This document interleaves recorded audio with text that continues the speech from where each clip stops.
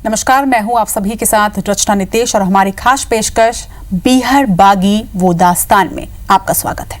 चंबल के डाकुओं पर हिंदी में कई फिल्में बनी हैं और बेहद मशहूर भी हुई हैं, पर यहाँ के बीहड़ों ने कुछ ऐसे बागियों को भी जन्म दिया जो रियल लाइफ नहीं बल्कि रियल लाइफ में किंवदंती बन गए। ऐसे ही एक बागी थे मोहर सिंह, जिनका बीते मंगलवार को निधन हो गया। मोहर सिंह के नाम से एक वक्त में एमपी, यूपी और राजस्थान का एक बड़ा इलाका थर थर कांपता था। सैकड़ों हत्याओं और अपहरणों की वारदात को उसने अंजाम दिया था। बंदूक थामने के बाद देखते ही देखते मोहर सिंह ने बीहड़ की छाती पर अपने कारनामों की दास्तान लिख दी। महज 38 साल की उम्र में उन्होंने सरेंडर किया और 92 साल तक जीवित रहे। चंबल के लोग आज भी ये कहते हैं कि बागी तो बहुत हुए, पर मोहर सिंह जैसा कोई न था।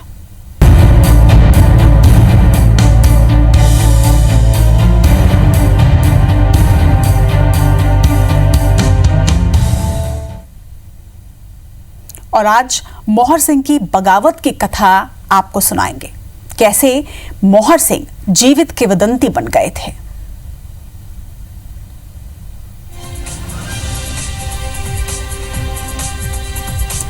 बयानवे साल की उम्र में मोहर सिंह का निधन हुआ। 60 से 70 के दशक के ये चर्चित बागी थे। बागी माधव सिंह के समकालीन इन्हें माना जाता था।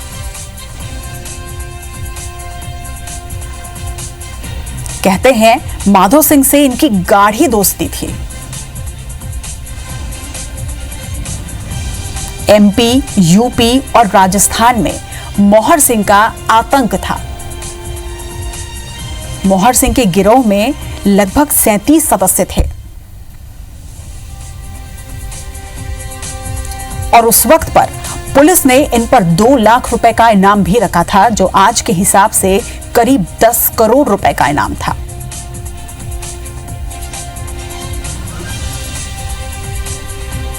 देश भर में मोहर सिंह पर 300 से ज्यादा मामले दर्ज थे।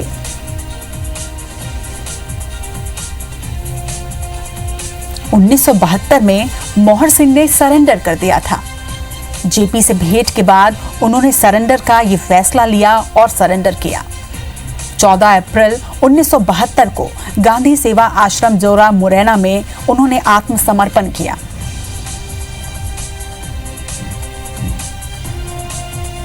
और समर्पण के बाद भिंड के मेहगांव कस्बे में वो बस गए। सरेंडर के बाद राजनीति में भी उन्होंने कदम रखा।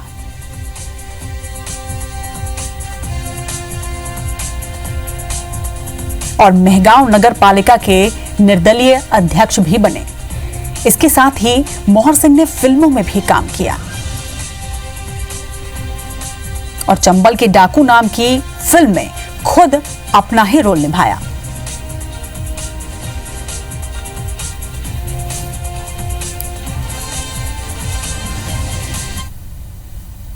चंबल में खूंखार डकैतों में एक नाम ऐसा उभरा जिसने बाकी सब नामों की चमक को फीका कर दिया।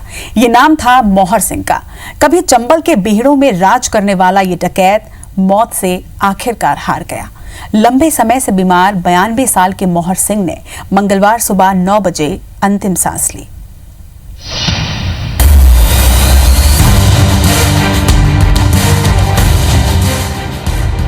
ये 70 साल पहले एक भरा पूरा गांव था, लेकिन अब सिर्फ बीहड़ ही बीहड़ है। गांव अब इससे लगभग 1 किलोमीटर दूर जाकर बस गया है और पुराना गांव बिसुली नदी के कछार में समा गया है। लेकिन इसी गांव से शुरू हुई एक डाकू मोहर सिंह की कहानी।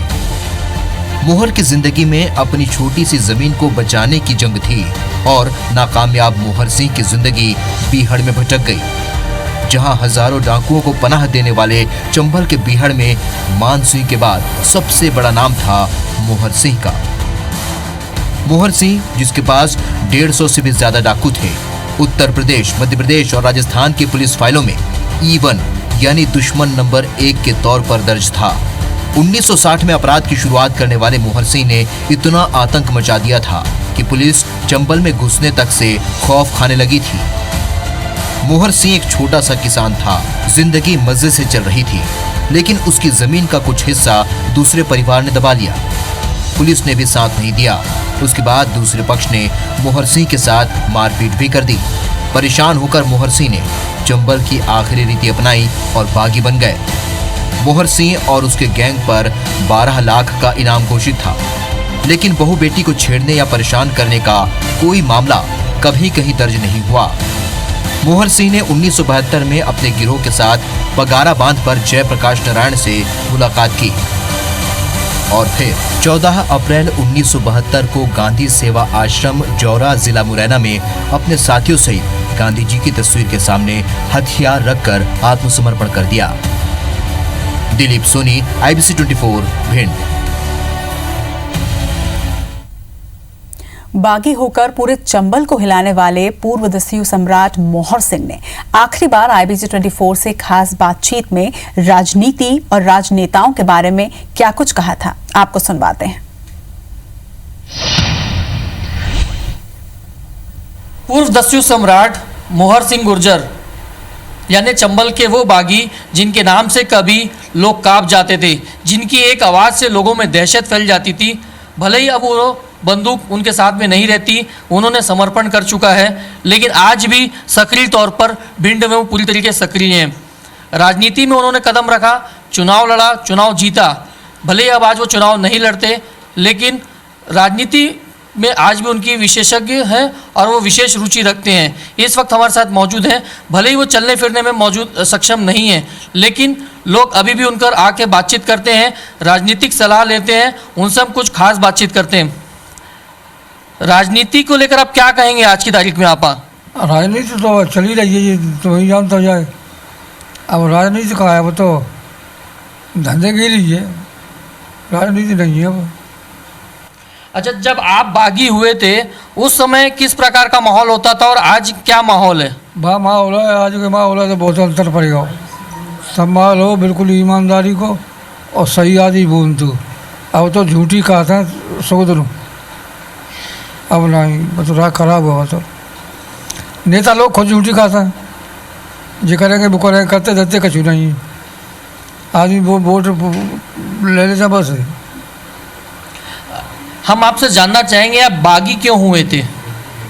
बागी तो भाई जमीन संबंधी झगड़ो हो, मन से मरी भाई, गोली चली, आदमी मर गए, कहीं बागी भाई। ऐसा क्यों? मतलब कांग्रेस को आप समर्थन देते हैं, क्या विशेष लगाव है कांग्रेस से आपका? भाई कांग्रेस के ज़माने में सिलेंडर हुए